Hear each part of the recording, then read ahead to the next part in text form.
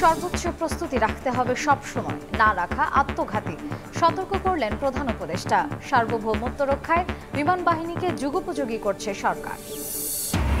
জুলাই হত্যা নিয়ে শেখ হাসিনার বক্তব্যের অডিওর ফরেনসিক প্রমাণ পেল তদন্ত সংস্থা। ট্রাইব্যুনালের বিচারে বাধা ও হুমকির অভিযোগে ব্যবস্থা চেয়ে রুল জারি। জয়, ববি, রেহানা, আজমিনার প্লট ক্রোকের নির্দেশ আদালতের। আদানির বিদ্যুৎ আমদানিতে প্রায় $40 কোটি শুল্ক ফাঁকির অভিযোগ অনুসন্ধানে দুদক। নির্বাচনী জোট গঠনে আগ্রহ নেই এনসিপির। মৌলিক সংস্কার ও বিচার প্রশ্নে ঐক্যের চেষ্টা চলছে বললেন নাহিদ ইসলাম। আওয়ামী লীগের দৃশ্যমান বিচার দেখতে চায় গণসংহতি আন্দোলন। এবং পবিত্র হজ পালনে সৌদি আরবের পথে মুসল্লিরা। আজ 13টি ফ্লাইটে যাচ্ছেন প্রায় 5,500। এখনো ভিসা হয়নি 19,500 যাত্রীর।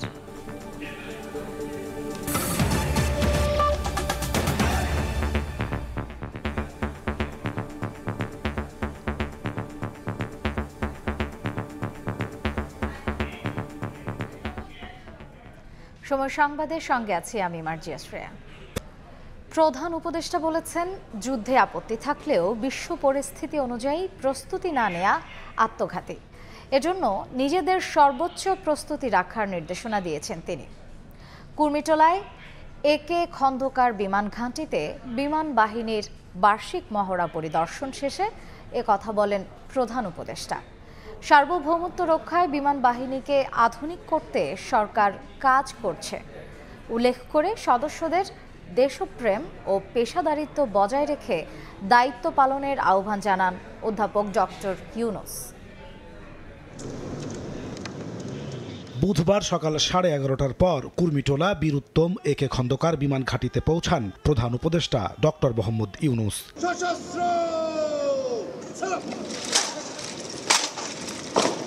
গার্ড অফ অনার প্রদান করে বিমান বাহিনীর একটি চৌকস দল। এরপর বিমান বাহিনীর মহড়া পরিদর্শন করেন প্রধান উপদেষ্টা। শত্রুর হামলা মোকাবেলা করে কিভাবে আকাশপথে পাল্টা আঘাত হানতে হয় তার মহড়া দেন বিমান সেনারা। এ সময় MiG-29 সহ অত্যাধুনিক যুদ্ধ বিমানগুলো যুদ্ধক্ষেত্রের মতো মেলে ধরে নিজেদের। চলে প্যারা কমান্ডোদের নানা কসরত। শুধু তাই নয়, স্থলপথে শত্রুপক্ষের আক্রমণ প্রতিহত করে পাল্টা আক্রমণের রণকৌশলও প্রদর্শন করা হয় সেখানে। প্রধান উপদেষ্টা গভীর মনোযোগ দিয়ে উপভোগ করেন বিমান বাহিনীর বার্ষিকই মহড়া। পরে সংক্ষিপ্ত এক বক্তব্যে প্রধান উপদেষ্টা বলেন, নিজে যুদ্ধবিরোধী হলেও যুদ্ধ পরিস্থিতির মধ্য দিয়ে যাচ্ছে বিশ্ব। এই অবস্থায় প্রস্তুতি না নেওয়া আত্মঘাতী। অনেকের মতো আমিও যুদ্ধবিরোধী মানুষ। পৃথিবীতে যুদ্ধ হোক এটা আমরা কামনা করি না, কিন্তু এমন বিশ্বে আমরা বাস করি প্রতিনিয়ত যুদ্ধের হুমকি আমাদের ঘিরে থাকে। তো সেখানে প্রস্তুতি না নিয়ে থাকা এটা অসম্ভব হয়ে পড়ে। এখন আমরা যখন কথা বলছি তখন আমাদেরই কাছে ভারত পাকিস্তান যুদ্ধ হই হই অবস্থার মধ্যে রয়ে গেছে। তো কাজেই এই পরিস্থিতির মধ্যে প্রস্তুতি না নেওয়াটা আত্মঘাতী। দেশের স্বাধীনতা ও সার্বভৌমত্ব রক্ষার জন্য যুগ উপযোগী বিমান বাহিনী গড়ে তুলতে সরকারের প্রচেষ্টা অব্যাহত রাখার কথা জানান ডক্টর ইউনুস।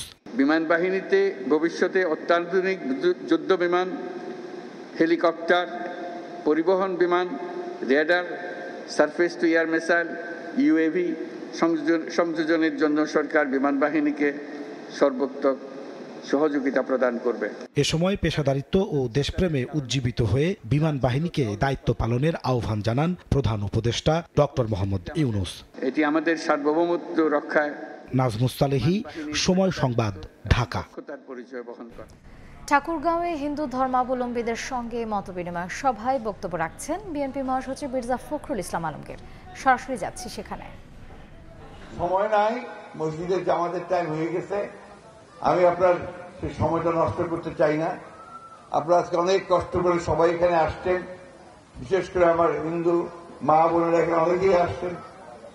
আপনাদের পূজা পার্বণ, আপনাদের অনুষ্ঠান ছেড়ে আসছেন। আমি আপনাদেরকে আন্তরিক ধন্যবাদ কৃতজ্ঞতা জানাতে চাই। আমি নতুন লোক না, অনেক পুরানো লোক। 91 সাল থেকে আমি এই এলাকাতে আসি, সব এলাকাগুলোতে ঘুরি, ইলেকশন করি, তাই না? মাঝখানে 15 বছর আমি আসতে পারি নাই। এই আওয়ামী লীগ সরকারের কারণে মামলা মোকদ্দমা দিয়ে জর্জরিত করেছে, আমাদের ছেলেপেলেদের জেলে দিয়েছে, অসংখ্য ছেলেপেলে আমাদের সব জেলে গেছে মিথ্যা মামলায়, পালায় বেড়েছে কান্দর বাড়ি। ওই অবস্থা আমরা আর চাই না। আমরা চাই না যে মিথ্যা মামলা হোক, সেটা ওই হিন্দু সম্প্রদায়ের উপরই হোক আর মুসলমান সম্প্রদায়ের হোক, বিএনপি হোক আওয়ামী লীগ, সেই মিথ্যা মামলা আমরা চাই না। আমরা ন্যায় বিচার চাই, সুবিচার চাই, এবং কয়েকটা জিনিস আমরা যেটা চাই সেটা হচ্ছে কি, যে আমরা মাথার উপরে একটু ভালো একটা আশ্রয় চাই, ছায়া চাই। আমরা যারা কৃষক তারা শীতের পানিটা চাই, আমার ধান ফলালাম তার ন্যায্য মূল্যটা চাই, তাই না? এবং আমাদের আমার উপর যেন অন্যায় অত্যাচার কেউ না করে সেটা চাই। ঠিক তো নাকি দাদা? এটা হচ্ছে মূল কথা। তো এই ব্যবস্থাটা আমরা করবো ইনশাল্লাহ। আমরা যেটা চাচ্ছি যে একটা নির্বাচন যারা হয় তাড়াতাড়ি, নির্বাচনটা হইলে আমরা ভোট দিয়ে একটা সরকার গঠন করতে পারি। যে সরকারটাই গঠন হোক ওটা তো আমাদের সরকার হবে, তাই না? জনগণের সরকার হবে। আমরা আমাদের সুযোগের কথাগুলো তাদেরকে বলতে পারবো, তারা আমাদেরকে সাহায্য করবে। আজকে আপনাদের কাছে আমার অনুরোধ, হিন্দু ভাইদের প্রতি, মুসলমান ভাইদের প্রতি, খ্রিস্টান ভাইদের প্রতি, আপনার বুদ্ধ ভাইদের প্রতি, বোনদের প্রতি, যে আসুন আমরা নিজের মধ্যে কোনো বিভাজন সৃষ্টি না করি। আমরা সবাই এক হই, একটা লক্ষ্যে যে আমাদের দেশটাকে আমরা গড়ে তুলব, শান্তি প্রতিষ্ঠা করব, ও এখানে গণতন্ত্র প্রতিষ্ঠা করব। আমার ভোট আমি দিব, যাকে খুশি তাকে দিব, নাকি কইবেন যে আমার ভোট আমি দিব, তোমারটাও আমি দিব। ঠাকুরগাঁওয়ের সনাতন ধর্মাবলম্বীদের সঙ্গে মতবিনিময় সভায় বক্তব্য রাখছেন বিএনপি মহাসচিব মির্জা ফখরুল ইসলাম আলমগীর। এতক্ষণ আমরা সরাসরি সেখানে ছিলাম। সবার সহযোগিতা অব্যাহত থাকলে সাহসী ও স্বনির্ভর জাতি গড়ে তোলা সম্ভব বলে জানিয়েছেন প্রধান উপদেষ্টা ডক্টর মোহাম্মদ ইউনূস। প্রধান উপদেষ্টার কার্যালয়ে বন্যায় ক্ষতিগ্রস্তদের বিশেষ আবাসন প্রকল্পের আওতায় নির্মিত ঘরের চাবি বিতরণ অনুষ্ঠানে তিনি কথা বলেন। দুর্যোগে মানুষের পাশে দাঁড়িয়ে সেনাবাহিনী দৃষ্টান্ত স্থাপন করেছে বলেও মন্তব্য করেন ডক্টর ইউনূস। 2024 সালের আগস্ট সেপ্টেম্বরে বন্যা আঘাত হানে দেশের দক্ষিণ পূর্বাঞ্চলের নোয়াখালী, ফেনী, কুমিল্লা ও চট্টগ্রাম জেলায়। বন্যার পরে পুনর্বাসনের আওতায় 4 জেলায় 300 ঘর নির্মাণের সিদ্ধান্ত নেয় সরকার। বুধবার সকালে প্রধান উপদেষ্টার তেজগাঁওয়ের কার্যালয়ে বিশেষ আবাসন প্রকল্পের আওতায় নির্মিত এসব ঘরের চাবি ভার্চুয়ালি হস্তান্তর করেন ডক্টর মোহাম্মদ ইউনূস। প্রতি জেলা থেকে একজন করে উপকারভোগী তাদের অনুভূতি প্রকাশ করেন। এখন আমি খুবই আনন্দিত, কারণ আমি একটা উন্নত মানের ঘর পেয়েছি। 3টা রুম, একটা বাথরুম, একটা ফাঁকা ঘর। আচ্ছা, ইনশাআল্লাহ ভালো আছে, ভালো হয়েছে। ফাঁকা ঘর দিছে, সুন্দর ঘর দিছে। এই প্রকল্প বাস্তবায়নে কাজ করেছে বাংলাদেশ সেনাবাহিনী। অনুষ্ঠানে অংশ নিয়ে সেনাপ্রধান জেনারেল ওয়াকারুজ্জামান বলেন, দুর্যোগে সবসময়ই দেশের মানুষের পাশে দাঁড়িয়েছে বাংলাদেশ সেনাবাহিনী। আমরা 1998 সাল থেকে আজ পর্যন্ত 26,000 বেশি ব্যারাক নির্মাণ করেছি, যেখানে 1,30,000 বেশি গৃহী পরিবারের বাসস্থানের ব্যবস্থা করা হয়েছে। ভবিষ্যতে সরকার যদি এই ধরনের কোনো কাজ দেয়, আমরা অবশ্যই অত্যন্ত নিষ্ঠার সাথে কাজটা সম্পূর্ণ করে দেব। দুর্যোগে মানুষের পাশে দাঁড়ানোই সরকারের দায়িত্ব উল্লেখ করে প্রধান উপদেষ্টা বলেন, বিগত সময়ে প্রকল্পের টাকা লোড হলেও এবার নির্ধারিত বাজেটের অর্ধেক টাকায় মানসম্মত কাজ হয়েছে। ঘরটাও সঠিকভাবে নির্মাণ হয়েছে। অনেক সময় টাকা ব্যবহার হলেও গুণগত মান ঠিক হয় না। আজকে গুণগত মানের ব্যাপারেও আশ্বস্ত হলাম, এবং টাকাটা যে ব্যবহার হয়েছে, আমরা যে টাকা দিয়েছিলাম তার অর্ধেক টাকাতে কাজটা করেছে। ওটা উল্টো খবর। সাধারণত যে টাকা দেওয়া হয় তার থেকে 3 গুণ আবার চাওয়া হয়। এটা যা দেওয়া হয়েছিল তার অর্ধেক ব্যবহার হয়েছে। এই অর্ধেক টাকাতেই 300 ঘর তৈরি হয়েছে। এটাও একটা আনন্দের খবর। আমরা সহযোগিতা ও সহমর্মিতার ধারা অব্যাহত থাকলে সাহসী ও স্বনির্ভর জাতি গড়ে তোলা সম্ভব বলে মন্তব্য করেন ডক্টর মোহাম্মদ ইউনূস। এই সহমর্মিতা দেশের সকল মানুষের মধ্যে এবং সকল প্রজন্মের মধ্যে ছড়িয়ে পড়লেই আমরা একটা সাহসী এবং স্বনির্ভর জাতি হিসেবে গড়ে উঠতে পারব। আর বন্যার্তদের সহযোগিতায় আগামীতেও সরকার সহায়তা অব্যাহত রাখবে বলে জানান প্রধান উপদেষ্টা। শাকির আহমেদ, সময় সংবাদ, ঢাকা। 227 মামলায় অন্তত 227 জনকে হত্যার লাইসেন্স পেয়েছেন। শেখ হাসিনার এমন বক্তব্যের ব্যাখ্যা চেয়েছেন আন্তর্জাতিক অপরাধ ট্রাইব্যুনাল। 15 মের মধ্যে ব্যাখ্যা চাওয়া হয়েছে ফাঁস হওয়া ফোন আলাপের আরেক প্রান্তে থাকা গাইবান্ধার গোবিন্দগঞ্জের আওয়ামী লীগ নেতা শাকিল আলম বুলবুলের কাছেও। চিফ প্রসিকিউটর বলছেন, শেখ হাসিনার বক্তব্য পুলিশ, সাক্ষী ও বিচারের জন্য হুমকি।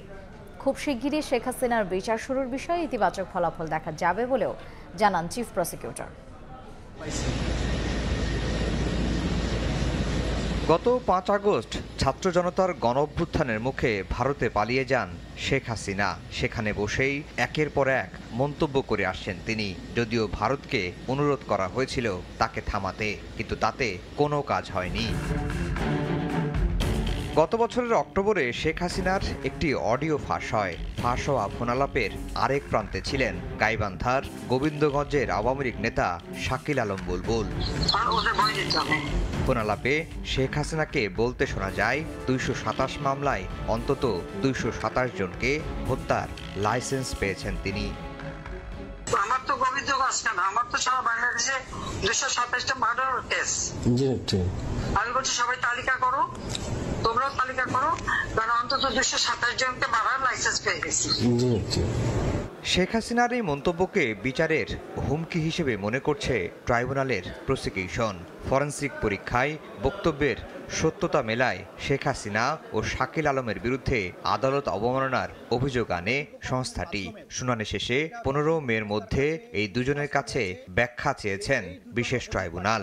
আসামি শেখ হাসিনা এবং শাকিল আহমেদ তাদের কথোপকথনের মাধ্যমে আন্তর্জাতিক অপরাধ ট্রাইব্যুনালে চলমান যে বিচার প্রক্রিয়া তার সাক্ষীদেরকে ভয়ভীতি দেখিয়েছেন, বিচার প্রক্রিয়াকে বাধাগ্রস্ত করার চেষ্টা করেছেন এবং এইখানে যে মামলাগুলো রয়েছে সেগুলোকে প্রেজুডিস করার চেষ্টা করেছেন।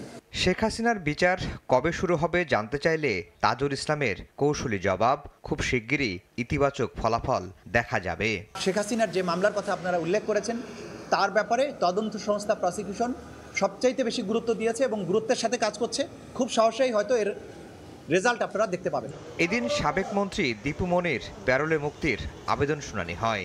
স্বামীর অসুস্থতার কারণ দেখিয়ে আবেদন জানালে ট্রাইব্যুনাল পরামর্শ দেন স্বরাষ্ট্র মন্ত্রণালয়ের শরণাপন্ন হতে। জুলাই অভ্যুত্থানে গুলশান থানার হত্যা চেষ্টা মামলায় অভিনেতা সিদ্দিকুর রহমানকে 7 দিনের রিমান্ডে পাঠিয়েছেন আদালত। বিভিন্ন থানার হত্যা মামলায় সালমান এফ রহমান ও চৌধুরী আব্দুল্লাহ আল মামুনকে 3 দিন করে এবং আনিসুল হককে 2 দিনের রিমান্ডে পাঠানো হয়েছে। এদিকে গাজীপুরের 3টি হত্যা মামলায় নতুন করে গ্রেফতার দেখানো হয়েছে দীপু মনি, কামরুল ইসলাম, সাধন চন্দ্র মজুমদার ও জুনাইদ আহমেদ পলককে। জুলাই আগস্টের ছাত্র আন্দোলনে রাজধানীর গুলশানে একদিকে পুলিশ যখন এলোপাতাড়ি গুলি চালাচ্ছিল, তখন আহতদের ভ্যানে করে হাসপাতালে নিচ্ছিলেন জব্বার আলী হাওলাদার। তবে এতে বাধা দেয় নাট্য অভিনেতা সিদ্দিকুর রহমান সহ আওয়ামী লীগের নেতাকর্মীরা। এক পর্যায়ে গুলিবিদ্ধ হন জব্বার আলী নিজেও। জব্বার হত্যা চেষ্টা মামলায় সিদ্দিকের রিমান্ড আবেদনে এই কথা জানিয়েছে গুলশান থানা। বুধবার সিদ্দিকুর রহমানকে ঢাকার সিএমএম আদালতে আনা হলে গুলশান থানার হত্যা চেষ্টা মামলায় 10 দিনের রিমান্ড আবেদন করা হয়। উভয় পক্ষের শুনানি শেষে 7 দিনের রিমান্ড মঞ্জুর করেন বিচারক। এদিন সকালে যাত্রাবাড়ি থানার রাসেল হত্যা মামলায় সাবেক আইজিবি চৌধুরী আব্দুল্লাহ আল মামুন এবং ভাটারা থানার মনির হত্যা মামলায় সাবেক প্রধানমন্ত্রীর উপদেষ্টা সালমান এফ রহমানের 3 দিন করে রিমান্ড দেওয়া হয়। এছাড়া বাড্ডা থানার আব্দুল জব্বার হত্যা মামলায় সাবেক মন্ত্রী আনিসুল হককে 2 দিনের রিমান্ডে পাঠানো হয়।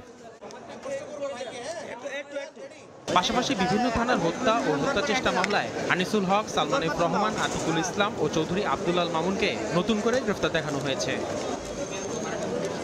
এদিকে গাজীপুরের 3টি হত্যা মামলায় দীপু মনি, কামরুল ইসলাম, সাধন চন্দ্র মজুমদার ও জুনাইদ আহমেদ পলককে গ্রেফতার দেখিয়ে আদালতে পাঠিয়েছেন গাজীপুর মেট্রোপলিটন ম্যাজিস্ট্রেট আদালত। আসিফ মোহাম্মদ সিয়াম, সময় সংবাদ, ঢাকা। ভারতের আদানির বিদ্যুৎ আমদানি চুক্তিতে $40 কোটি কর ফাঁকির অভিযোগের অনুসন্ধানে নেমেছে দুদক। এ ঘটনায় সাবেক প্রধানমন্ত্রী শেখ হাসিনার মুখ্য সচিব আহমদ কায়কাউস সহ বিদ্যুৎ বিভাগের সংশ্লিষ্টদের যোগসাজশ খুঁজতে এনবিআর সহ বিভিন্ন দফতরে চিঠি পাঠিয়েছে সংস্থাটি। এদিন আওয়ামী সরকারের এক মন্ত্রীর বিরুদ্ধে অবৈধ সম্পদ অর্জনের অভিযোগে মামলা করেছে দুদক। 2023 সালের 9 মার্চ ঝাড়খণ্ডের গড্ডায় স্থাপিত আদানির বিদ্যুৎ কেন্দ্রের প্রথম ইউনিট থেকে বিদ্যুৎ আমদানি শুরু করে বাংলাদেশ। তখন থেকেই আমদানি করা এ বিদ্যুতের শুল্ক সহ অন্যান্য কর পরিশোধ করা হয়নি। দুদকে আসা অভিযোগে বলা হয়, আদানি গ্রুপের সঙ্গে আওয়ামী লীগ সরকারের চুক্তিতে এনবিআরকে পাশ কাটিয়ে শুল্ক কর অব্যাহতির সুযোগ করে দেয়। এনবিআরের তদন্তে উঠে আসে 2024-25 অর্থ বছরের জুলাই পর্যন্ত আমদানি করা বিদ্যুতের বিপরীতে $39 কোটি বেশি শুল্ক কর ফাঁকির বিষয়টি। অভিযোগ আমলে নিয়ে এই দুর্নীতির আদ্যপ্রান্ত খুঁজে বের করতে অনুসন্ধান কমিটি গঠন করেছে দুদক। জনাব ডক্টর আহমদ কায়কাউস, সাবেক বিদ্যুৎ ও জ্বালানি সচিব ও সংশ্লিষ্ট কর্তৃপক্ষ বিদ্যুৎ উন্নয়ন বোর্ডের বিরুদ্ধে এনবিআরকে পাশ কাটিয়ে আদানির সঙ্গে চুক্তি করে সরকারের $4,500 কোটি শুল্ক ফাঁকির অভিযোগ অনুসন্ধান চলছে। এ বিষয়ে অনুসন্ধানকারী কর্মকর্তা দালিলিক প্রমাণাদি সংগ্রহের জন্য সংশ্লিষ্ট দপ্তরগুলো থেকে রেকর্ডপত্র সংগ্রহের কাজ করছেন। মহাপরিচালক জানান, চুক্তির সাথে যুক্ত তৎকালীন বিদ্যুৎ সচিব আহমদ কায়কাউস সহ সম্পৃক্তদের বিরুদ্ধে আইনানুগ পদক্ষেপ নেওয়া হবে। এই অভিযোগ অনুসন্ধানের ক্ষেত্রে যাদের যাদের সম্পৃক্ততা আসবে তাদের সকলেই এটার সাথে আসবেন। এদিকে 6 কোটি টাকার বেশি সন্দেহজনক লেনদেন ও 90 লাখ টাকার অবৈধ সম্পদ অর্জনের অভিযোগে সাবেক প্রবাসী কল্যাণ মন্ত্রী ইমরান আহমেদের বিরুদ্ধে মামলা করেছে দুদক। তাসলিম তৌহিদ, সময় সংবাদ, ঢাকা। এদিকে দুদকের আবেদনে সজীব ওয়াজেদ জয়, রাদওয়ান মুজিব সিদ্দিক ও শেখ রেহানার প্লট জব্দের নির্দেশ দিয়েছেন আদালত। এজেন্ডার ভিত্তিতে মাঠের ঐক্য বা রাজনৈতিক ঐক্য হতে পারে, তবে নির্বাচনী জোট গঠনে আলোচনা করতে আগ্রহী নয় এনসিপি। দুপুরে রাজধানীর রূপায়ণ টাওয়ারে এনসিপির কেন্দ্রীয় কার্যালয়ে অনুষ্ঠিত বৈঠকে দলটির আহ্বায়ক নাহিদ ইসলাম এমন মন্তব্য করেন। এদিকে গণসংহতি আন্দোলনের প্রধান সমন্বয়ক জোনায়েদ সাকি বলেন, জুলাই গণহত্যার দায়ে আওয়ামী লীগের দলগত দৃশ্যমান বিচার দেখতে চায় তার দল। গুরুত্বপূর্ণ মৌলিক সংস্কার কিভাবে সর্বোচ্চ অর্জন করা যায় এ বিষয়ে মিটিংয়ে আলোচনা হয়েছে বলেও জানান তিনি।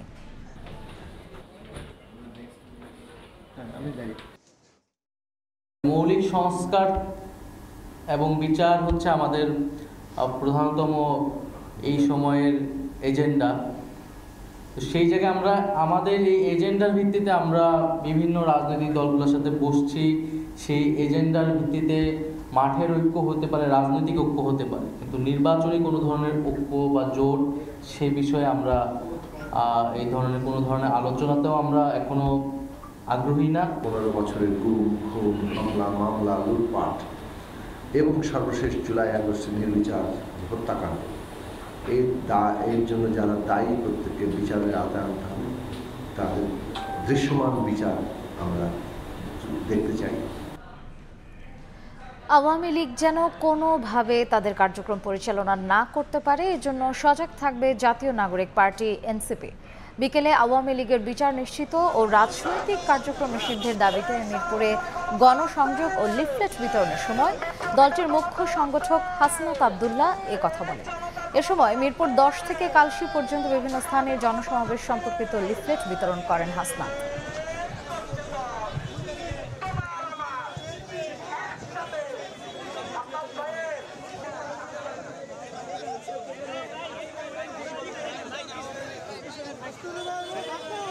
আওয়ামী লীগকে বিচার নিশ্চিত করা সহ এবং রেজিস্ট্রেশন বাতিল, নিবন্ধন বাতিল এবং এই জুডিশিয়ারি পুরো প্রক্রিয়া চলাকালীন রাজনৈতিক কর্মকাণ্ড নিষিদ্ধের জন্য আমরা আগামী 2 তারিখ বাইতুল মোকাররমের দক্ষিণ গেটে আমরা বিক্ষোভ মিছিল করব। বিএনপি চেয়ারপারসন বেগম খালেদা জিয়ার চিকিৎসা প্রায় সম্পন্ন। শিগগিরই তিনি দেশে ফিরবেন বলে জানিয়েছেন বিএনপি আইন সম্পাদক ব্যারিস্টার কায়সার কামাল। তারেক রহমান ও সুবিধাজনক সময়ে দেশে ফিরবেন বলে জানান তিনি। সকালে সুপ্রিম কোর্টে সাংবাদিকদের বলেন, করিডোর দেওয়ার আইনি এখতিয়ার অন্তর্বর্তী সরকারের নেই। সব রাজনৈতিক দলের সঙ্গে আলোচনা করে সরকারকে সিদ্ধান্ত নেওয়ার পরামর্শ দেন। খালেদা জিয়ার চিকিৎসা প্রায় সম্পন্ন হয়েছে এবং চিকিৎসকদের পরামর্শক্রমে সহসায় তিনি দেশে ফিরবে। এই সরকার কিন্তু জনগণ দ্বারা নির্বাচিত না। রাষ্ট্রীয় যে কোনো সিদ্ধান্ত নিতে গেলে যে রাজনৈতিক দলের মতামতের ভিত্তিতে ওনারা আজকে দেশ চালাচ্ছেন তাদের মতামতের ভিত্তিতে করা উচিত। করিডোর বা মানবতা করিডোর এটা একটা রাষ্ট্রীয় পলিসি বিষয়, রাষ্ট্রীয় নিরাপত্তা জড়িত।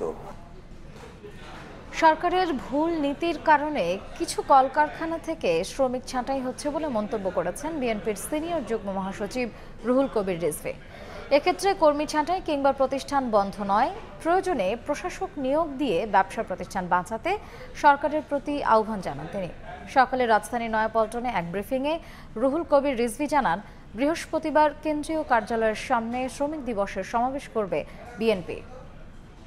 ফ্যাসিস্টদের সমর্থক কিছু ব্যবসায়ী গোষ্ঠী তারা টাকা লুটপাট করেছেন, টাকা পাচার করেছেন, কিন্তু তাদের যে সমস্ত প্রতিষ্ঠান গড়েছিল সেখানে হাজার হাজার শ্রমিক কর্মরত ছিল, কিন্তু সেই শ্রমিকদের ছাঁটাই করে বন্ধ করে দিয়েছে মিল কারখানাগুলো। অন্তর্বর্তীকালীন সরকারের এই জিনিসটা করা ঠিক হয়নি, কারণ ওগুলোকে বাঁচানো দরকার ছিল। আপনি সেখানে প্রশাসক নিয়োগ করতেন, ওই সমস্ত প্রতিষ্ঠানের মালিক যারা অন্যায় করেছে তাদের বিচার করুন।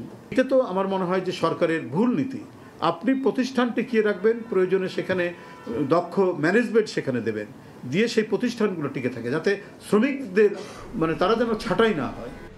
1 সালে রমনা বটমূলে ছায়ানটের বর্ষবরণ অনুষ্ঠানে বোমা হামলার মামলার হাইকোর্টের রায় 8 মে। সকালে বিচারপতি মোস্তফা জামান ইসলাম ও বিচারপতি নাসরিন আক্তারের সমন্বয়ে গঠিত হাইকোর্ট বেঞ্চ রায়ের এ দিন ধার্য করেন। এর আগে 2014 সালের 23 জুন, 2001 সালের 14 এপ্রিল, পহেলা বৈশাখে ছায়ানটের বর্ষবরণ অনুষ্ঠানে বোমা হামলায় 10 জন নিহত ও অনেকে আহত হন। যেখানে এই মামলা শুনানি শেষে রায়ের দিন নির্ধারণ আউট অফ লিস্ট করে ফেলি মাননীয় প্রধান বিচারপতি। রমনা বটমূলের ক্ষেত্রেও একই ধরনের হাস্যকর ইনভেস্টিগেশন হয়েছে। এর জন্য মূলত দায়ী সরকার তৎকালীন, এবং এর জন্য মূলত দায়ী পরবর্তীতে যারা এটিকে সঠিকভাবে করতে দেয় নাই, বরং ইনভেস্টিগেটিং অফিসার দক্ষতার অভাবে যাকে ইচ্ছা তাকে ফ্রেম করার চেষ্টা করেছে। আশা করি 8ই মে সকলেই ন্যায় বিচার না পেলেও অন্তত ফাঁসির কাস্টে যারা ঝুলে আছেন তারা অন্তত মুক্তি পাবেন। মাগুরায় শিশু আছিয়া ধর্ষণ ও হত্যা মামলায় 4র্থ দিনে সাক্ষী দিয়েছেন মাগুরা ও ফরিদপুর মেডিকেলের 3 চিকিৎসক। সকালে মাগুরার নারী ও শিশু নির্যাতন দমন ট্রাইব্যুনালে হাজির করা হয় আসামিদের। পরে বিচারক এম জাহিদ হাসানের আদালতে সাক্ষ্য গ্রহণ শুরু হয়। এই মামলায় 36 জনের মধ্যে এখন পর্যন্ত 19 জনের সাক্ষ্য গ্রহণ শেষ হয়েছে। গত 6 মার্চ মাগুরা সদরের নিজনান্দোয়ালি গ্রামে বেড়াতে গেলে বোনের শ্বশুর তাকে ধর্ষণ করে। পরে ঘটনাটি ধামাচাপা দিতে আসিয়াকে হত্যা চেষ্টা করা হয়। পরে চিকিৎসাধীন অবস্থায় 13 মার্চ রাজধানীর সম্মিলিত সামরিক হাসপাতালে মারা যায় আসিয়া।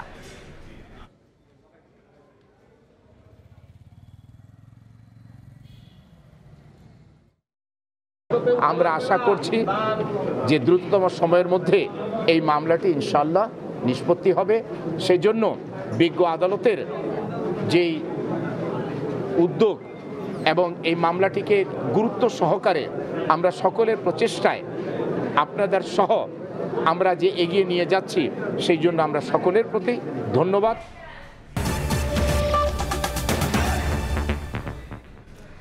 সৌদি অংশের কারিগরি ত্রুটির কারণে এখনও ভিসা হয়নি 19,500-এরও বেশি হজ যাত্রীর। সরকারের পক্ষ থেকে ডিও লেটার দেয়া হলেও তা যথেষ্ট নয় বলে জানাচ্ছেন সংশ্লিষ্টরা।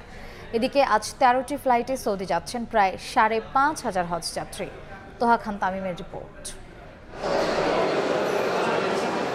বুধবার দুপুরে বাংলাদেশ বিমানের ফ্লাইটে পবিত্র হজ পালনের উদ্দেশ্যে সৌদি আরবে রওনা করার কথা ছিল এই দম্পতির। তবে স্বামীর ভিসা না হওয়ায় পবিত্র যাত্রায় বিরতি টানলেন স্ত্রীও। মহান আল্লাহর ঘরে কবে কখন কোন ফ্লাইটে যেতে পারবেন তা নিয়ে এখন শঙ্কায় দুজনেই।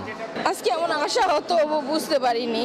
এখন আল্লাহর কাছে কিছু বলার নেই, যেমন আল্লাহ যেটা ভালো মনে করেন সেটাই করুন। শনিবারে 26 তারিখে আমাদের বিমানের টিকিট দেয়, যে আমাদের আজকে 2টার দিকে ফ্লাইট, তো তারপরে বলে ওই টিকিটের সাথে ভিসা আসে নাই। এখন পর্যন্ত মোট যাত্রীর ৭৭ ভাগের ভিসা সম্পন্ন হলেও বাকি রয়ে গেছে ১৯,৫০০-এরও বেশি হজ যাত্রীর ভিসা। সরকারের পক্ষ থেকে বলা হচ্ছে, সৌদি আরবের হজ মন্ত্রণালয় ভিসা কার্যক্রমে নতুন সফটওয়্যারে হালনাগাদ করায় তথ্যগত গড়মিলে ভিসা জটিলতা তৈরি হয়েছে।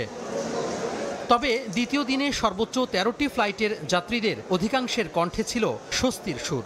আল্লাহ সবাই আল্লাহ কবুল করে। আমাদের হাজি ক্যাম্পের সেবা ভালোই, মোটামুটি ভালোই। আমরা পবিত্র হজ পালনের জন্য যাচ্ছি। আমরা আমাদের নিজেদের আত্মীয় স্বজন তথা গোটা দেশবাসীর জন্য আমরা দোয়া করব।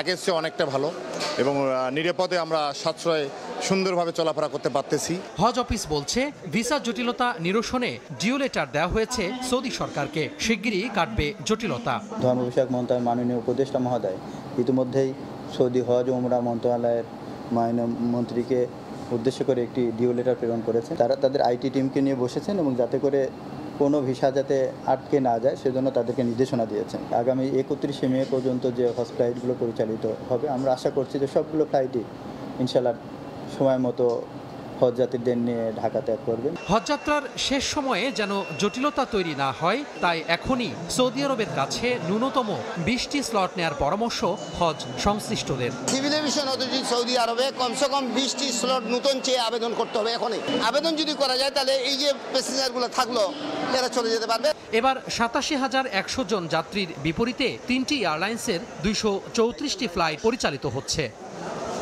তোহা খান তামিম, সময় সংবাদ, ঢাকা। এই মুহূর্তে রাজধানীর আশকোনা হজ ক্যাম্পে আছেন রিপোর্টার সাদিকুর রহমান। বিস্তারিত জানতে সরাসরি যাচ্ছি তার কাছে। আজকে দ্বিতীয় দিনের মতো আশকোনা হজ ক্যাম্প থেকে হজ যাত্রীগণ পবিত্র হজ পালনের উদ্দেশ্যে সৌদি আরব যাচ্ছেন। সকাল থেকে আসলে বিভিন্ন ফ্লাইটে তারা কিন্তু সৌদি আরবের উদ্দেশ্যে রওনা হচ্ছেন, যাচ্ছেন। এখানে আশকোনা হজ ক্যাম্পে যাবতীয় কার্যক্রম শেষ করে এবং এখানে যে বাংলাদেশ অংশের যে ইমিগ্রেশন সেটা খুব সুন্দরভাবে নির্বিঘ্নে শেষ করে তারা যাচ্ছেন। প্রিয়জনদের কাছ থেকে বিদায় নিয়ে পবিত্র হজ পালনের উদ্দেশ্যে যাচ্ছেন। এবং এখান থেকে আমরা যতটুকু জানছি যে হাজিগণ এহরাম বেঁধে হজ পালনের উদ্দেশ্যে কিন্তু রওনা হচ্ছেন। সেক্ষেত্রে এখান থেকে মুআল্লিমগণ তারা লাব্বাইক আল্লাহুম্মা লাব্বাইক লাব্বাইক আল্লাহুম্মা লাব্বাইক ধ্বনিতে যেটা শুনতে পাচ্ছেন যে হজের উদ্দেশ্যে তারা নিয়ত করে রওনা হচ্ছেন। এবং এক্ষেত্রে আমরা আসলে একটু জানিয়ে রাখি যে আজকে 13টি ফ্লাইটে আজকে 5,530 জন হজযাত্রী সৌদি আরবের উদ্দেশ্যে রওনা দিবেন। এবং আরেকটা বিষয়, এখানে যারা আছেন হজযাত্রীগণ তারা বলছেন যে আসলে খুব সুন্দর নির্বিঘ্নে তারা কিন্তু যেতে পারছেন। তবে 19,000-এর বেশি যেই হজযাত্রীগণ যে কারিগরি ত্রুটির কারণে কিন্তু তাদের 19,667 জন যে হজযাত্রী আছেন তাদের ভিসা জটিলতা সেটা কিন্তু এখনও কাটেনি এবং সেটার জন্য চেষ্টা চালিয়ে যাচ্ছে বাংলাদেশ সরকার। এবং একটা বিষয় যে হজযাত্রীগণ এবার বাংলাদেশ থেকে মোট 87,100 জন হজযাত্রী সৌদি আরবে যাবেন এবং এর মধ্যে 5,200 জন সরকারি ব্যবস্থাপনা এবং 81,900 জন বেসরকারি ব্যবস্থাপনায় হজ পালন করবেন। এই যে হজের আগে যে প্রাক যে হজ ফ্লাইটগুলো সেটা কিন্তু 31 মে পর্যন্ত চলবে। সরাসরি ছিলাম আশকোনা হজ ক্যাম্পে। নারী কমিশনের অযৌক্তিক ও বিতর্কিত প্রস্তাব এবং কমিশন অবিলম্বে বাতিলের দাবি জানিয়েছেন ইসলামপন্থী রাজনৈতিক দলের নেতারা। বাংলাদেশের সমাজ ও সংস্কৃতির পরিপন্থী এই প্রস্তাব পশ্চিমা এজেন্ডা বাস্তবায়ন আর বাংলাদেশের পারিবারিক ব্যবস্থা ধ্বংসের ষড়যন্ত্র বলে অভিযোগ করেন তারা। কমিশন ও প্রস্তাব বাতিল করা না হলে কঠোর আন্দোলনের হুঁশিয়ারি দেন তারা। নারীর ক্ষমতায়ন ও বৈষম্য দূর করার উদ্দেশ্যে গেল 19 এপ্রিল অন্তর্বর্তী সরকারের কাছে প্রতিবেদন জমা দেয় নারী বিষয়ক সংস্কার কমিশন। প্রতিবেদনে মুসলিম পারিবারিক আইনের সংশোধন, যৌনকর্মীদের শ্রমিক হিসেবে স্বীকৃতি প্রদান সহ বেশ কিছু প্রস্তাব কোরআন হাদিসের সঙ্গে সাংঘর্ষিক বলে অভিযোগ ইসলামপন্থী দলগুলোর। বুধবার রাজধানীর কাকরাইলে এক মিলনায়তনে নারী বিষয়ক সংস্কার কমিশনের ইসলামোফোবিয়া করণীয় শীর্ষক জাতীয় সেমিনারের আয়োজন করে জাতীয় ওলামা মাশায়েখ আইম্মা পরিষদ। সেমিনারে বলা হয়, নারী কমিশনের সংস্কার প্রস্তাব মূলত পশ্চিমা এজেন্ডা বাস্তবায়ন ও পারিবারিক ব্যবস্থা ধ্বংসের নীল নকশা। আপনারা তাদেরকে পেশা হিসেবে স্বীকৃতি দিয়ে নারীর অবমাননা করেছেন। 5ই আগস্টের বিপ্লবের রক্তের উপর বসে এই প্রস্তাবনার এক চুল পরিমাণ যদি বাস্তবায়ন করতে হয় আমাদের লাশের উপর দিয়ে করতে হবে। নারী কমিশনের পেছনে বড় শক্তির ষড়যন্ত্র দেখছেন জামাত ইসলামের আমির। ঘাপটি মেরে থাকা পতিত স্বৈরাচারের দোসররা এই ইস্যুতে সুযোগ খুঁজছেন বলে অভিযোগ করেন ইসলামী আন্দোলন বাংলাদেশের আমির। আমাদেরকে রাস্তায় নামিয়ে আপনাদের মুখামুখি দাঁড় করে ওই ফ্যাসিস্ট এবং ঘাপটি মারা শত্রুরা যেন সুযোগ না নিতে পারে এটা আপনাদের মাথায় রাখার জন্য আমরা বিশেষ করে অনুরোধ করছি। এরা এত দুঃসাহস কিভাবে দেখালো যে বাংলাদেশে কোরআনের আয়াতেরা পরিবর্তন করে ফেলবে? নিশ্চয়ই তাদের পিছনের কোন শক্তি তাদেরকে উস্কানি দিয়েছে। এই সরকারের তো এটা এজেন্ডা হওয়ার কথা না, আরো বহু গুরুত্বপূর্ণ বিষয় রয়ে গেছে। নারী কমিশন সরকারিভাবে প্রত্যাহার করে আলেম ওলামা সহ সুস্থ চিন্তার নারীদের নিয়ে নতুন কমিশন গঠনের দাবি জানান বক্তারা। আলতাফ হোসাইন, সময় সংবাদ, ঢাকা। মধ্যরাতে শেষ হচ্ছে 5টি অভয়াশ্রমে মাছ ধরার ওপর নিষেধাজ্ঞা। সাগর নদীতে আবারও যেতে প্রস্তুত জেলেরা। সে খবর জানাতে চাঁদপুরে আছেন সহকর্মী ফারুক আহমদ। সরাসরি যাচ্ছি তার কাছে। জাটকা বিচরণ করে সরকার ঘোষিত এমন 6টি অভয়াশ্রমের অন্যতম চাঁদপুরের পদ্মা মেঘনা। জেলার উত্তরের শার্টনল থেকে লক্ষ্মীপুর জেলার চর আলেকজান্ডার পর্যন্ত এই যে বিশাল অভয়াশ্রমটি আছে, গত 2 মাস অর্থাৎ 1 মার্চ থেকে শুরু করে আজ মধ্যরাত পর্যন্ত এই অভয়াশ্রমে সহ আরও যে 5টি অভয়াশ্রম আছে সবগুলো অভয়াশ্রমে গত 2 মাস সব ধরনের মাছ ধরা নিষিদ্ধ ছিল। তবে এখন বলা যেতে পারে যে একটা উৎসবের অপেক্ষা, অর্থাৎ মধ্যরাত 12টা 1 মিনিটের পর থেকে কিন্তু জেলেরা উৎসবের সঙ্গে আবারও জাল নৌকা নিয়ে পদ্মা মেঘনার জলের সঙ্গে তারা একটা মিতালি তৈরি করবেন, যেমনটি 2 মাস আগেও ছিল। জেলেদের মুখে বলা যেতে পারে যে এখন কিছুটা হাসি ফুটতে শুরু করেছে, কারণ একটা উৎসব। কারণ এই যে জেলেরা আছে, এই আমি যে এলাকাটি আছি এই মুহূর্তে, সেটি হলো চাঁদপুর সদরের আনন্দবাজার, এবং এই আনন্দবাজারের মানুষজন মূলত জেলে যারা আছেন এর সিংহভাগে কিন্তু পদ্মা মেঘনার এই মাছ শিকার করে তারা জীবিকা নির্বাহ করেন, এবং সেই জেলেদের এই বড় অংশটি এই মুহূর্তে একটা প্রস্তুতি নিচ্ছেন, এবং তারা কেউ জালগুলো ঠিক মতো আছে কিনা সেগুলো একটু ঝালাই করে দেখছেন, আবার অনেকে নৌকাগুলো প্রস্তুত করছেন। অর্থাৎ তাদের যেন অপেক্ষা আর মানে সয় না। তো আমি যদি বলতে পারি যে চাঁদপুরের এই যে পদ্মা মেঘনা আছে, এই যে আনন্দবাজার, তার ঠিক লম্বালম্বি অর্থাৎ উত্তর দক্ষিণে মেঘনা নদী, এবং তার বিপরীতে অর্থাৎ পশ্চিম দিকে আছে কিন্তু পদ্মা নদী। আর এই নদীতে মূলত ইলিশ অন্যান্য মাছগুলো বিচরণ করে থাকে। এবং যদি বলে থাকি যে জাটকা সংরক্ষণের যে এই মূল জায়গাটি পদ্মা মেঘনাদের সুস্বাদু মিঠা পানি, সেই মিঠা পানিতে মূলত জাটকা বিচরণ করে, এবং সেই জাটকা বড় হয়ে কিন্তু সাগরে ফিরে যায়। আর যারা মৎস্য বিভাগের তথ্য মতে এর মধ্যে কিন্তু 2 মাসে চাঁদপুরে প্রায় 300 জেলেকে আটক করা হয়েছে, তার সঙ্গে বিপুল পরিমাণ জাল নৌকা জব্দ করা হয়েছে। যারা নিষেধাজ্ঞা অমান্য ছিলেন জেলেদের 2 মাসে কিন্তু খাদ্য প্রণোদনা দেওয়া হয়েছিল 40 কেজি হারে চাল। তো এই ছিল আমার কাছে চাঁদপুরে পদ্মা মেঘনায় 2 মাসের নিষেধাজ্ঞা শেষে আবারও নতুন করে মাছ ধরার প্রস্তুতি সব শেষ। ইলিশ ধরতে জেলেদের প্রস্তুতির খবর জানানোর জন্য এতক্ষণ আমরা সরাসরি ছিলাম চাঁদপুরে। রাজধানীর সড়ক যেন চাঁদা আদায়ের স্বর্গরাজ্য। শপিং মল থেকে শুরু করে মূল সড়ক সর্বত্রই চলছে পার্কিংয়ের নামে চাঁদা আদায়ের মহোৎসব। বেশিরভাগ সময়ই এই চাঁদা আদায় হচ্ছে সিটি কর্পোরেশনের নামে, সিটি কর্পোরেশনের রিসিট দিয়ে। যদিও এসব বিষয়ে কথা বলতে রাজি নয় ঢাকা দক্ষিণ সিটি কর্পোরেশন। মোবারক হোসেন শুভ ও আশরাফুল ইসলামের ছবিতে মাহাদি ইসলাম ধ্রুবর ধারাবাহিক রিপোর্টের প্রথম পর্ব আজ।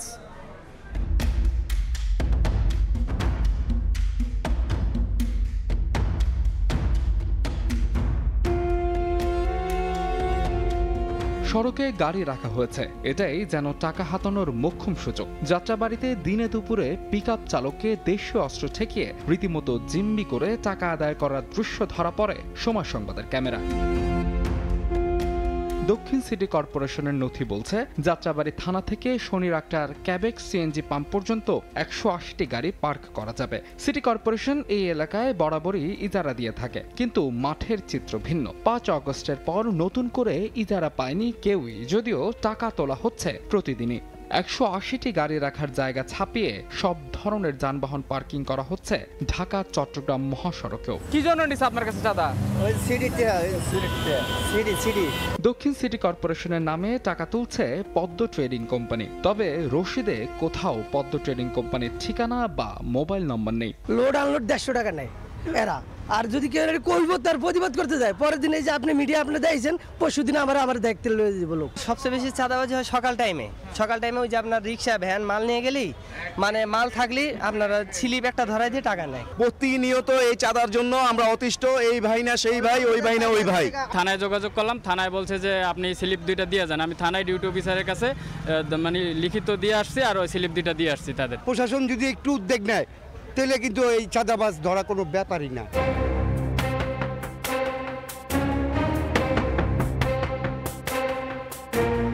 শুধু যাত্রাবাড়ি নয়, পুরো রাজধানীর বিভিন্ন শপিং মল থেকে শুরু করে গুরুত্বপূর্ণ সড়ক ও মোড়গুলোতে চলছে এই চাঁদাবাজি। এবার নজর দেওয়া যাক গুলিস্তানের ফুলবাড়িয়া সুপার মার্কেটের দিকে। দক্ষিণ সিটি কর্পোরেশনের তথ্য বলছে ফুলবাড়িয়া সুপার মার্কেটের বেসমেন্টে সিটি কর্পোরেশন ইজারা দিয়ে থাকলেও সেই ইজারা কার্যক্রম বর্তমানে বন্ধ রয়েছে। কিন্তু সেই বেসমেন্ট ছাপিয়ে মূল সড়কে অর্থাৎ সিটি কর্পোরেশনের পেছনের সড়কেও এই পার্কিং চলে এসেছে, আর যার কারণে পুরো সড়কটি চলাচলের অনুপযোগী হয়ে পড়েছে। আর এই সবই হচ্ছে কর্তৃপক্ষের নাকের ডগায়। কত টাকা দেওয়া লাগে? জিপি কত? 400 টাকা পার ডে। মাস চুক্তিতে। অবশ্য এই চাঁদা তোলাকে বৈধতা দিতে চান ফুলবাড়িয়ার পরিবহন নেতারা। লাইনম্যান না থাকে তাহলে গাড়িটা ব্লক হয়ে যাবে, রাস্তাটা ব্লক হয়ে যাবে। লাইনম্যানগুলো গাড়িগুলো নিয়ন্ত্রণ না করতে আমরাও গাড়ি চালাইতে পারবো। গাড়ি করতে কেউ 10 টাকা দিতেছে, কেউ 20 টাকা দিতেছে, বেতন বুঝায়। এসব বিষয়ে অবশ্য ক্যামেরার সামনে কথা বলতে রাজি নয় ঢাকা দক্ষিণ সিটি কর্পোরেশনের প্রশাসক। অন্যদিকে লোকবল সংকটের দোহাই দিয়েছেন প্রধান সম্পত্তি কর্মকর্তা। সিটি কর্পোরেশন থেকে যে ইজারা কার্যক্রম না হয় তার নির্দিষ্ট জায়গার মধ্যে সে নিবে। কার্যাদেশ যখন দেওয়া হয় তাকে ওই জায়গাটা বুঝে দেওয়া হয়। এর বাইরে যদি কেউ যায় সেটা সম্পূর্ণভাবে অন্যায়, অবৈধ। অনেক ক্ষেত্রে অনেকে বলে চাঁদাবাজির কথা বলে, একদম স্ট্রেট সেটা। যতটুকু এখানে সামর্থ্য আছে পুরো সামর্থ্য দিয়ে আমরা কিন্তু আমাদের কাজটা করে যাচ্ছি। সাধারণত দক্ষিণ সিটি কর্পোরেশন রাজধানীর 26টি স্পটে পার্কিং এর জন্য ইজারা দেয়। তবে 5 আগস্টের পর এখন পর্যন্ত মাত্র 10টি স্পটে ইজারা কার্যক্রম চলছে, যদিও চাঁদা তোলা হচ্ছে অন্তত শতাধিক স্পট থেকে। মাহাদ ইসলাম শুভ, সময় সংবাদ, ঢাকা। এবার রাজধানীর তুরাগ তীরে একটি হাউজিং এলাকায় অভিযান চালিয়েছে রাজুক। হাউজিং এলাকাটি রাজুকের অনুমোদনের বাইরে থাকায় নির্মাণাধীন ভবনগুলোর কাজ বন্ধ রাখার নির্দেশ দেওয়া হয়। সাভারে অভিযান চালিয়ে নির্মাণাধীন ভবনের নকশা বহির্ভূত অংশ ভেঙে ফেলে রাজুক।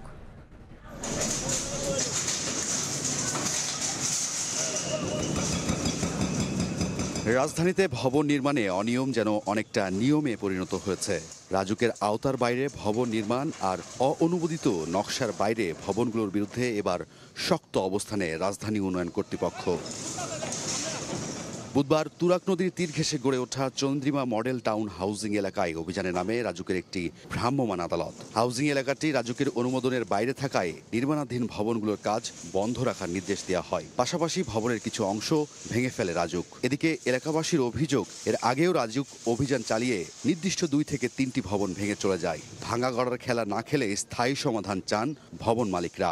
আরো 2-3 বার আসছে, আইসা ওনারা এইভাবে 2-1টা বিল্ডিং এ টার্গেট করে আসে, ওইগুলো ভেঙে থুয়ে তারপর চলে যায়, আর কোনো কথা নাই। করলে সব সিরিয়ালি সবকিছু করবে। বিল্ডিং বন্ধের ক্ষেত্রে যদি ডিসিশন নিতে হয় সামগ্রিকভাবে সবার জন্য নিতে হবে, not only Chandrima model town, not only আপনার একতা হাউজিং।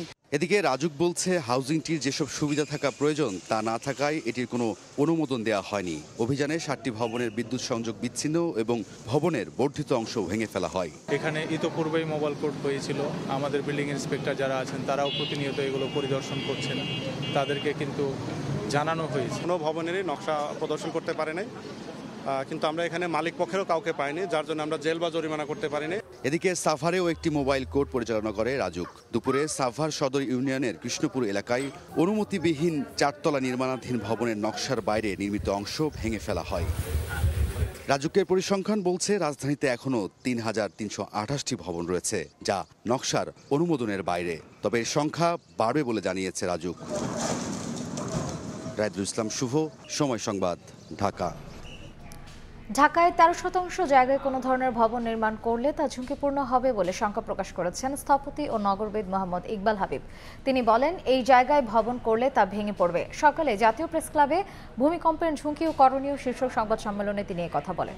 নগরবাসীকে টাইম বোমার উপরে রেখে উন্নয়নের ফিরিস্তি দেখানো হচ্ছে। ইকবাল হাবিব আরও বলেন, ন্যাশনাল বিল্ডিং কোড বাস্তবায়ন না হওয়ায় ইচ্ছেমতো ভবন তৈরি করছে অনেকেই, যা দিন শেষে ঝুঁকি তৈরি করছে। তিনি মানববান্ধব নগরায়নের উপরও জোর দেন। এই ভূমিকম্পগুলো বারংবার জানান দিচ্ছে ঢাকা সহ ময়মনসিংহ এবং আশেপাশের শহরগুলো প্রচণ্ড ভালনারেবল, এবং সেই ভালনারেবলের বিপরীতে এই ঢাকায় একটু আগে আনসারী সাহেব আরও ব্যাখ্যা করে বললেন, প্রায় 21,45,000 ভবন রয়েছে যেগুলো ভবন হিসেবে গণ্য করা হয়। মনে রাখবেন, এর মধ্যে দোতলা থেকে উচ্চ ভবনও রয়েছে। 13% জায়গায় ঢাকায় কোনো ধরনের ভবন নির্মাণ করা যাবে না, আনটাচেবল, কারণ ওই ভবন ভেঙে পড়বেই। কিন্তু আমরা যত্রতত্র ভবন বানাচ্ছি। দেশের বাইরের খবর, 36 ঘন্টার মধ্যে ভারত হামলা চালাতে পারে বলে আশঙ্কা প্রকাশ করেছে পাকিস্তান। বিশ্বাসযোগ্য গোয়েন্দা তথ্য দেশটির হাতে আছে বলে দাবি করেছেন তথ্যমন্ত্রী আতাউল্লাহ তারা। এর আগে মঙ্গলবার উচ্চ পর্যায়ের বৈঠকে ভারতীয় সামরিক বাহিনীকে যে কোনো পদক্ষেপ নেওয়ার পূর্ণ স্বাধীনতা দেন প্রধানমন্ত্রী নরেন্দ্র মোদী। টানা 6 দিন ধরে সীমান্তে অব্যাহত রয়েছে দুই দেশের গোলাগুলি। সংকট নিরসনে ভারত ও পাকিস্তানের সঙ্গে আলোচনায় বসার কথা জানিয়েছেন মার্কিন পররাষ্ট্রমন্ত্রী মার্কো রুবিও। ভিসা বাতিল, আকাশসীমা নিয়ন্ত্রণ থেকে শুরু করে পানি বন্টন চুক্তি প্রত্যাহার, কাশ্মীরের ঘটনাকে কেন্দ্র করে একে অপরের বিরুদ্ধে বিভিন্ন পদক্ষেপ নিচ্ছে ভারত পাকিস্তান। দুই দেশের মধ্যে বিরাজ করছে তীব্র উত্তেজনা, যে কোনো মুহূর্তে যুদ্ধের আশঙ্কাও করছেন কেউ কেউ। উত্তপ্ত এই পরিস্থিতির মধ্যেই মঙ্গলবার সরকারের উচ্চ পর্যায়ের কর্মকর্তাদের সঙ্গে রুদ্ধদ্বার বৈঠক করেন ভারতের প্রধানমন্ত্রী নরেন্দ্র মোদী। সামরিক বাহিনীর শীর্ষ কর্মকর্তারাও উপস্থিত ছিলেন বৈঠকে। এ সময় প্রধানমন্ত্রী নরেন্দ্র মোদী ভারতীয় সামরিক বাহিনীকে যে কোনো পদক্ষেপ নেওয়ার পূর্ণ স্বাধীনতা দেন বলে খবর প্রকাশ করেছে দেশটির সংবাদ মাধ্যম এনডিটিভি। এই ঘোষণার পর বুধবার পাকিস্তানের তথ্যমন্ত্রী আতাউল্লাহ তারার জানান, 36 ঘন্টার মধ্যে পাকিস্তানে হামলা চালাতে পারে ভারত। নির্ভরযোগ্য সূত্রে এমন তথ্য পাওয়ার দাবি করেন তিনি। এ সময় পেহেলগাম ঘটনার সঙ্গে পাকিস্তানের সম্পৃক্ততার অভিযোগকে ভিত্তিহীন বলে আখ্যা দেন তিনি। বলেন, পাকিস্তান এই ঘটনার নিরপেক্ষ তদন্ত চায়। ভিত্তিহীনভাবে সামরিক হামলা চালানো হলে যথাযথ জবাব দেওয়ার হুঁশিয়ারি দেন তারার। পাকিস্তান পুনরায় ঘোষণা করছে, ভারতের যে কোনো ধরনের সামরিক আগ্রাসনের উপযুক্ত ও কঠিন জবাব দেওয়া হবে। আন্তর্জাতিক সম্প্রদায়কে সচেতন থাকতে হবে যে উত্তেজনার পরিণতি সহ তার দায়ভার সম্পূর্ণভাবে ভারতের ওপর বর্তাবে, যাতে নিজের সার্বভৌমত্ব ও ভৌগোলিক অখণ্ডতা রক্ষায় সব মূল্য চুকাতে প্রস্তুত। দুই দেশের যুদ্ধের আশঙ্কার মধ্যে টানা 6ষ্ঠ দিনের মতো সীমান্তে দুই দেশের মধ্যে পাল্টাপাল্টি গোলাগুলি অব্যাহত রয়েছে বলে খবর প্রকাশ করেছে ভারতীয় সংবাদ মাধ্যম। দেশটির সামরিক বাহিনীর দাবি, অস্ত্রবিরতি চুক্তি লঙ্ঘন করে নিয়ন্ত্রণ রেখার নিকটবর্তী নওশেরা, সুন্দরবানি ও আখনুর সেক্টরে গুলি ছোড়ে পাকিস্তান। প্রতিক্রিয়া স্বরূপ পাল্টা গুলি চালায় ভারতীয় বাহিনী। দুই দেশের পরিস্থিতি স্বাভাবিক করতে তাদের সঙ্গে আলোচনায় বসবেন বলে জানিয়েছেন মার্কিন পররাষ্ট্রমন্ত্রী মার্কো রুবিও। মঙ্গলবার এক প্রেস ব্রিফিংয়ে এ কথা জানান মার্কিন পররাষ্ট্র মন্ত্রণালয়ের মুখপাত্র ট্যামি ব্রুস। সাদিয়া তাসনিম, সময় সংবাদ। ভারতের অন্ধ্রপ্রদেশে মন্দিরের দেয়াল ধসে অন্তত 8 জন নিহত হয়েছেন, আহত হয়েছেন আরও কয়েকজন।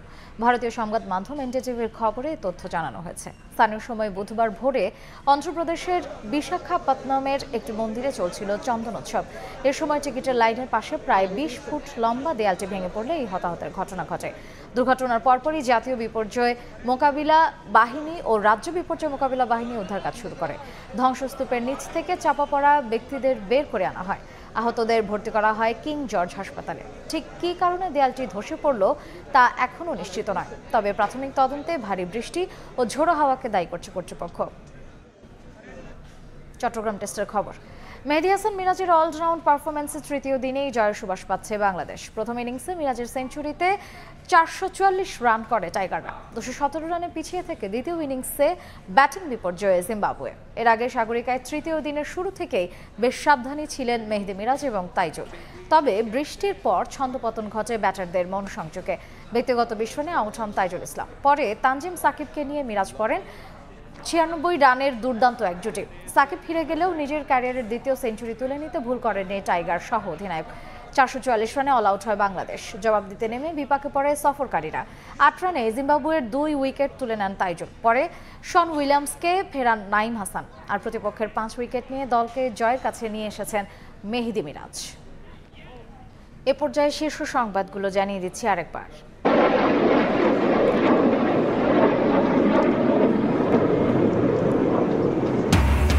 যুদ্ধের সর্বোচ্চ প্রস্তুতি রাখতে হবে সব সময়, না রাখা আত্মঘাতী, সতর্ক করলেন প্রধান উপদেষ্টা। সার্বভৌমত্ব রক্ষায় বিমান বাহিনীকে যুগোপযোগী করছে সরকার। জুলাই হত্যা নিয়ে শেখ হাসিনার বক্তব্যের অডিওর ফরেনসিক প্রমাণ পেল তদন্ত সংস্থা। ট্রাইব্যুনালের বিচারে বাধা ও হুমকির অভিযোগে ব্যবস্থা চেয়ে রুল জারি। এবং পুতুলের পর এবার জয় ববি রেহানার প্লটও জব্দের নির্দেশ আদালতের। আদানির বিদ্যুৎ আমদানিতে প্রায় $40 কোটি শুল্ক ফাঁকির অভিযোগ অনুসন্ধানে দুদক।